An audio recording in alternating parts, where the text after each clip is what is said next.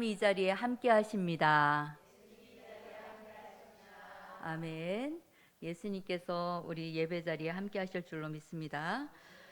오늘은 누가복음 세 번째 시간으로 첫째 시간은 개요를 나눴고요. 두 번째 시간은 핵심 주제 중에 핵심 주제 중에 하나였던 제자도. 그래서 누가가 말하는 제자는 이 세상의 물질관을 버리고 하나님 나라에 합당한 물질관을 가져야 한다라는 메시지였습니다. 오늘은 두 번째 핵심 주제인 잃어버린 자를 찾아오신 예수님에 관한 말씀입니다.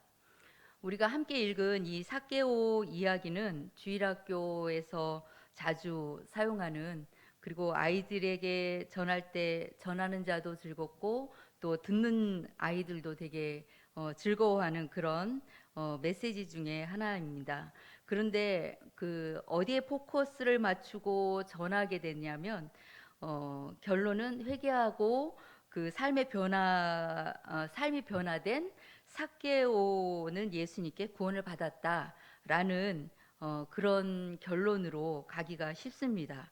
그래서 삭개오의 구원이 이 말씀의 지금 이 해석대로라면 삭개오의 구원이 어디에서 비롯되었나요?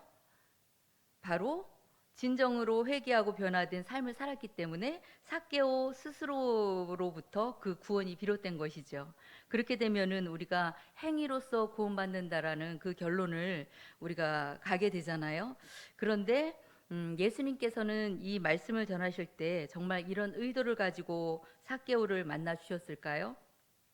너희들도 삭개오처럼 이렇게 살아야 구원받을 수 있어, 내지는 아무리 회개해도 그 삶이 변화되지 않으면 구원 못 받아, 이런 메시지를 전하시려고 예수님께서 삭개오를 만나신 것은 아닙니다. 해석이 맞다면 우리는 커다란 그런 오류를 범하게 됩니다. 오늘 말씀 19장 10절에 보니까 예수님께서 왜 오셨냐면 인자가 온 것은 잃어버린 자를 찾아 구원하려 함이니라, 이렇게 예수님께서 말씀하고 있습니다. 잃어버린 자를 찾아내신 것은 예수님이십니다. 삭개오가 회개하고 예수님을 찾아온 것이 아니라는 말씀입니다. 각 복음서에서 보면 기록자가 의도적으로 예수님에 대한 그 이미지를 부각해서 강조하는 것을 볼 수가 있는데요. 마태는 왕으로 오신 예수님, 마가는 종으로 오신 예수님, 요한은 하나님으로 오신 예수님. 그럼 누가는 어떤 예수님을 강조했을까요? 인간으로 오신 예수님. 예, 이 누가는 사람의 몸으로 오신 예수님을 강조해서 의도적으로 어떤 사건이나 인물들을 배치하고 그것을 기록했습니다.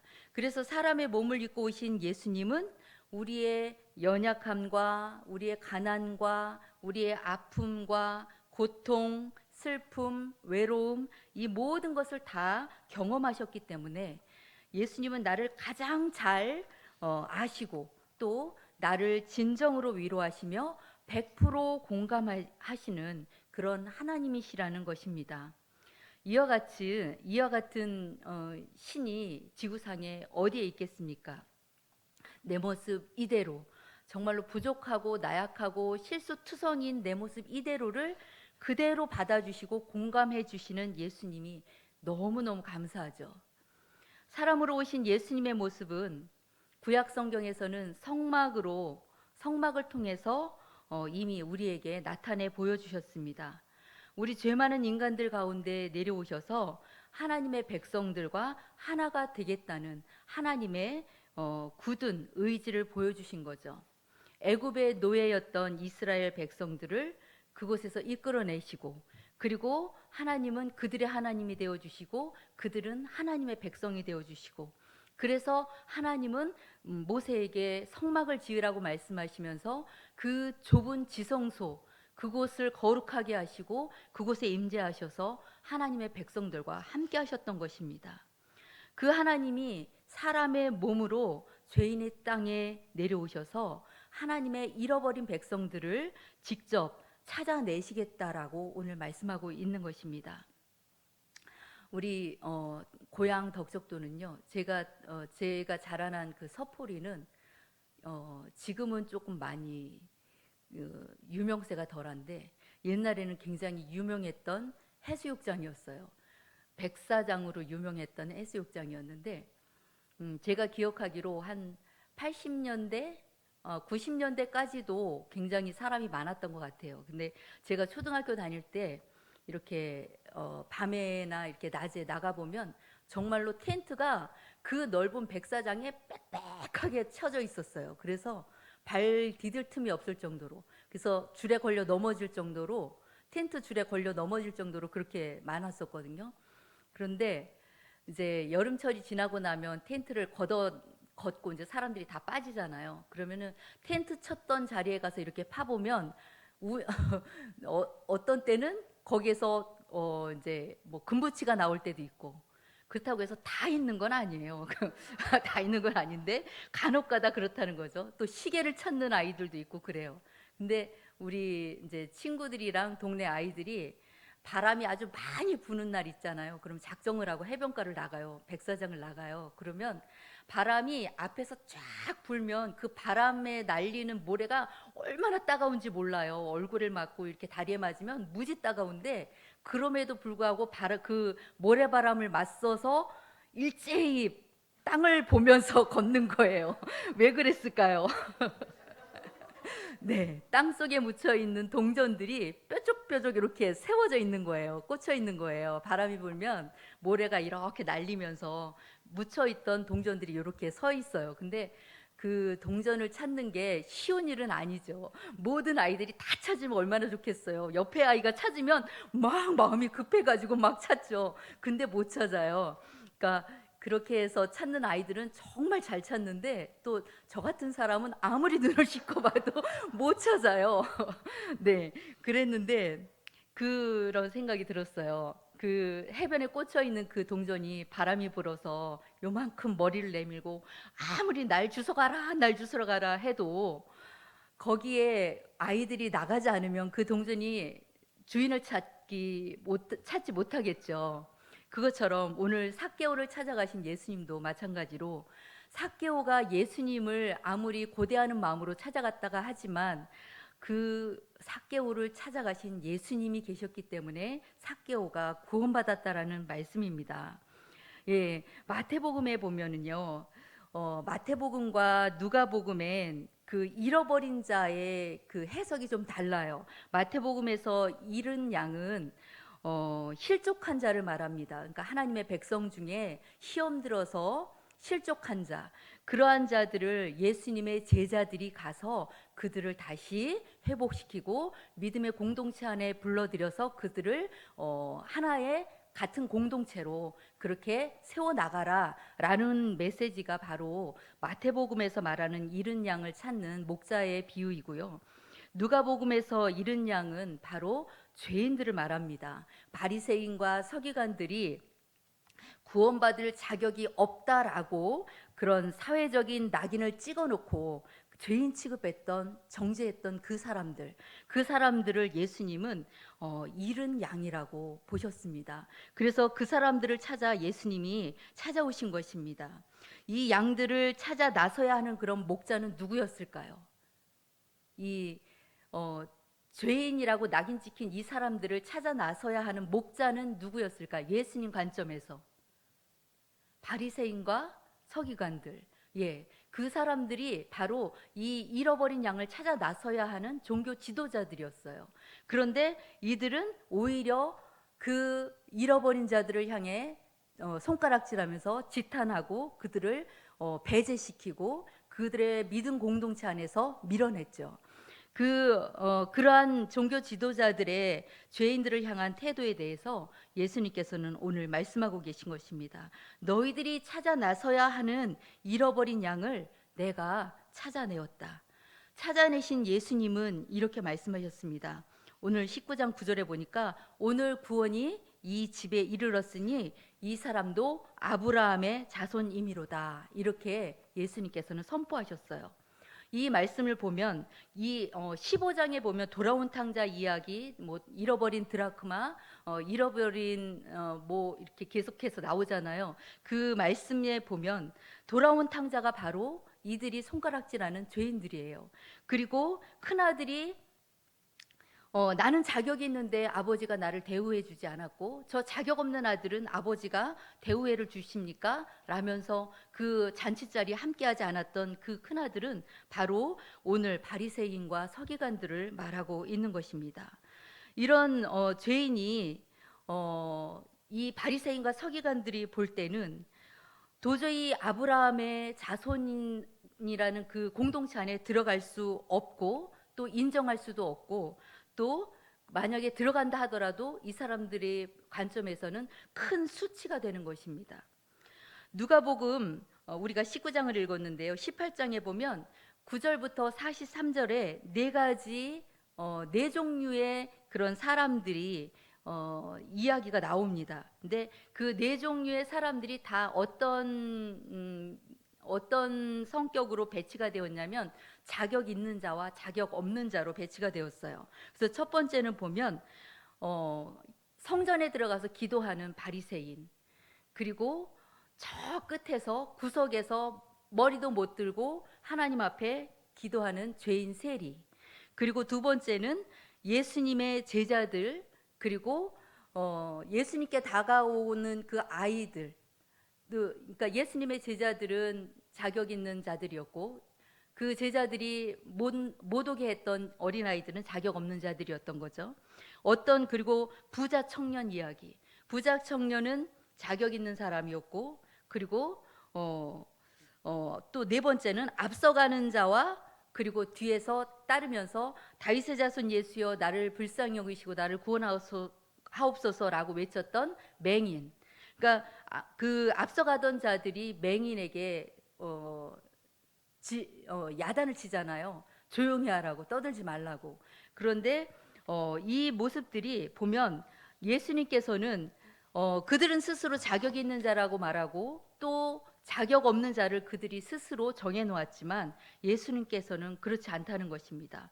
첫 번째와 두 번째 그리고 네 번째 이야기에서는 각각 서로 자격 있는 자와 자격 없는 자, 이런 서로 갈등이 이렇게 나오고, 첫 번째 이야기에서는 스스로 바리새인은 자기가 의롭다고 여겼습니다. 그래서 성전 안에서 두 손을 높이 들고 하나님께 큰 소리로 다른 사람 다 들리게 일부러 큰 소리로 말했죠. 나는 하나님 앞에 11조도 드렸고 금식도 했고 저런 세리와 같은 죄를 짓지 않았고 라면서 이렇게 큰 소리로 기도를 했지만 세리는 어땠나요? 구석에서 찌그러져 가지고 가슴을 치면서 나는 죄인으로소이다 이렇게 기도를 했죠. 그리고 두 번째 비유에서 나왔던 그 예수님을 따랐던 제자들, 이 제자들은요 그 부자 청년 비유와 이렇게 맞물려서 그 부자 청년은 예수님께 다 포기하지 못하고 자기 재산을 다 버리지 못하고 다시 고민하면서 돌아갔지만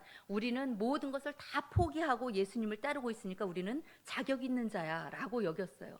그리고 그 어린아이들이 예수님께 나아오는 것을 그 아이들을 자격 없는 아이로 인격체로 받아들이고 못 나오게 했죠. 그리고 네 번째에서 앞서가는 자들 또한 마찬가지였습니다. 그렇다면 스스로 자격이 있다고 생각했던 이 사람들은 정말 하나님 앞에서 구원받을 자격이 있나요? 우리는 알고 있듯이 그렇지 않습니다. 세 번째 이야기인 이 부자 청년, 그리고 예수님을 따랐던 이 제자들, 이 이야기를 통해서 누가는 이들도 똑같이 자격 없는 사람이라고 얘기하고 있습니다. 관원은 어려서부터 내가 하나님의 율법을 다 지켰다고 말했어요. 이 부자 청년은 나는 하나님의 율법을 다 지켰습니다. 그러니까 예수님께서 듣고 계시다가 그래? 그러면 너는 네가 갖고 있는 그 재산을 다 팔아서 가난한 자들을 위해서 주고 나를 따라라 이렇게 말씀하셨을 때 그 부자 청년은 심히 고민하면서 돌아갔다고 말했습니다. 또 제자들도 마찬가지로 제자들은 예수님을 따른다고 했지만 예수님이 어떤 길을 가야 하는지 그리고 예수님이 구원자로 오신 것도 알지 못했고 믿음도 없었어요. 그런 부족한 모습, 그들 또한 하나님 앞에 자격 없는 자인 것은 똑같았습니다. 이어지는 제자들의 모습, 그러한 모습을 통해서 이 누가는 바리새인이나 서기관이나 그리고 예수님을 따르고 있는 이 제자들조차도 구원받을 만한 자격이 그들에게는 없다라고 말하고 있는 것입니다. 예루살렘에서 그리고 바리새인과 바리새이 죄송합니다. 누가복음 18장 27절에서 보면 구원에 이르는 일은 하나님이 하시는 사람이 하는 것이 아니라 하나님이 하시는 일이라는 것을 말씀하고 있습니다. 이때 예수님은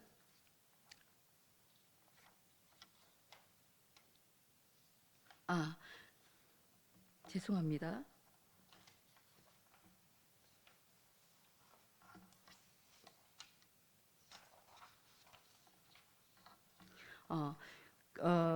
그러고 보면 삭개오란 등장인물은 모든 자격 없는 자들의 특징을 모두 가지고 있는 그들을 대표하는 인물이기도 합니다. 18장에 소개된 그 비유 속의 세리처럼 삭개오는 세리장이었어요. 그리고 예수님께 나오지 못한 어린아이들처럼 삭개오는 키가 작아서 예수님을 볼 수 없는 자였습니다. 그리고 또 예수님을 볼 수 없던 맹인처럼 삭개오도 예수님을 보지 못해서 돌 무화과 나무에 올라가야 하는 그러한 자격을 갖추지 못한 그러한 자였습니다. 삭개오는 소문으로만 들었던 예수님이 여리고에 오신다라는 그 소문을 듣고 이 삭개오는 그 나무 위로 예수님을 보기 위해서 올라갔습니다. 한번 생각을 해보세요. 이 삭개오는 어린아이가 아니잖아요. 거기다가 청년도 아니고 나이가 그래도 어느 정도 있는 어른인데 거기다가 세리장이라는 그런 직위도 있는 사람인데 사회적 지위와 체면이 있는 사람인데 이 사람이 돌 무화과 나무 위로 올라간 것입니다. 이 삭개오는 사람들이 어떻게 생각하던 간에 그것은 중요하지 않았습니다. 그만큼 예수님을 뵙기 원하는 삭개오의 마음이 절실했기 때문입니다. 예수님은 돌 무화과 나무에 올라가 있는 삭개오를 보시고 삭개오야 내려오너라 내가 오늘 너의 집에 유하여야 하겠다라고 말씀하십니다. 예수님은 이미 삭개오의 이름을 알고 있었어요. 근데 놀라운 것은 그보다도 더 놀라운 것은 예수님이 죄인인 삭개오의 집에 함께 유하겠다라는 말씀을 하신 것입니다. 복음서 안에서 어떤 사람의 집에 함께 들어가서 그곳에서 식사를 하고 나눈다라는 것은 그 집에 살고 있는 그 사람과 손님으로 초대받은 사람이 같은 동급이라는 의미가 있어요. 그리고 그 사람과 같은 부류, 같은 공동체라는 그런 의미를 가지게 되는 것입니다. 따라서 예수님이 삭개오의 집에 머문다는 것은 삭개오와 하나 될 것을 예수님이 선포하신 것이나 마찬가지입니다. 예수님은 이미 누가복음 5장에서 세리 마태를 제자로 먼저 부르셨죠. 그때 마태가 베푼 큰 잔치에서 또 다른 세리들과 함께 식사를 나누셨다고 그렇게 기록하고 있습니다. 이 모습을 본 종교 지도자들은 예수님이 이러한 모습을 이해할 수가 없었어요. 그 부정하고 더러운 세리들과 함께 먹고 마시면 예수님도 그들과 똑같이 부정하고 더러워진 그런 사람이 되기 때문입니다. 이때 예수님은 내가 이 땅에 온 것은 의인을 부르러 온 것이 아니라 죄인을 불러서 회개시키려 왔다라고 말씀하셨습니다. 예수님이 죄인을 회개시키는 방법은 죄인을 향해서 비난하고 매를 들고 회개시키는 그런 방법이 아니라 예수님이 죄인을 회개시키는 방법은 죄인들과 하나됨으로써 그들의 죄를 자신의 죄로 여기시고 그 죄값을 대신 지불하시는 것입니다. 죄인이었던 세리들을 멀리함으로 자기만 거룩성을 지켜나가려고 하는 그런 모습이 아니라 죄인이었던 세리 중 하나와 함께 하심으로 그 세리의 죄를 대속해 주시는 것, 그게 바로 예수님의 죄인을 향한 회개시키는 방법인 것입니다. 삭개오가 사람들에게 경멸의 대상이 되고 외면받는 대상이 된 것처럼 예수님도 삭개오와 함께 하심으로 경멸의 대상이 되고 외면받는 대상이 되어 주신 것입니다. 물론 삭개오도 이 모든 것을 다 알고 있었어요. 예수님이 자신의 집에 들어오심으로 인해서 예수님이 받는 그 손해가 어떤 것인지를 알았어요. 그리고 예수님이 여리고 성에서 가장 천대받는 자신의 집에 들어오심으로 예수님이 얼마나 많은 것을 포기하셨는지도 알 수 있었어요. 그래서 삭개오는 예수님께 이렇게 고백했습니다. 주여 보시옵소서, 내 소유의 절반을 가난한 자들에게 주겠사오며 내가 만일 누구의 것을 속여 빼앗은 일이 있으면 내 갑절이나 갚겠나이다 라고 말했습니다. 그러니까 소유의 절반을 가난한 자들에게 나눠주고 남아있는 그 절반을 가지고 자신이 그동안 범했던 그런 죄나 과오가 있다면 평생 그것을 내가 회개하면서 살겠습니다 라는 그런 포기 선언이잖아요. 모든 재산을 예수님 앞에 포기하는 것과 같았습니다. 그러니까 스스로 자격 있다고 생각했던 그 부자 청년도 바리새인이었어요. 그리고 그는 부자였기 때문에 고민하면서 예수님의 제자로서 뒤를 따르지 못했지만 마찬가지로 부자였던 이 삭개오는 예수님께 자기를 찾아오시고 죄인 되었던 자신과 함께 하셨던 그 예수님께 모든 소유를 내려놓고 예수님을 따르는 참 제자의 삶을 결단한 것입니다. 예수님께서 삭개오의 집에 들어가심으로 예수님은 이 땅에 깊이 뿌리를 내렸던 삭개오를 뽑아서 하나님 나라에 심어주신 것입니다. 그런즉 누가 구원을 얻을 수 있겠습니까? 자격 없는 나를 위해서 죄인의 형상으로 이 땅에 찾아오신 예수님, 그리고 죄인의 십자가를 대신 지시고 죽으심으로 나와 하나가 되길 원하셨던 그 예수님, 그 예수님의 사랑 앞에서 나는 죄인입니다. 그럼에도 불구하고 자격 없는 나를 하나님의 자녀라 불러주시고 예수님의 제자로 세워주신 은혜 감사합니다 라고 고백하며 겸손히 무릎 꿇는 자가 바로 예수님 앞에 구원받을 자격이 있는 자입니다.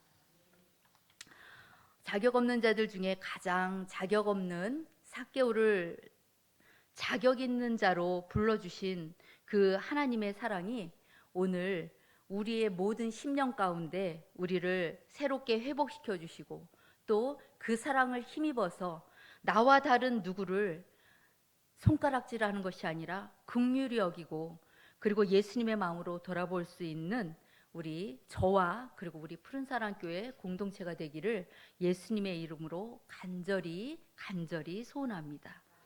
기도하겠습니다.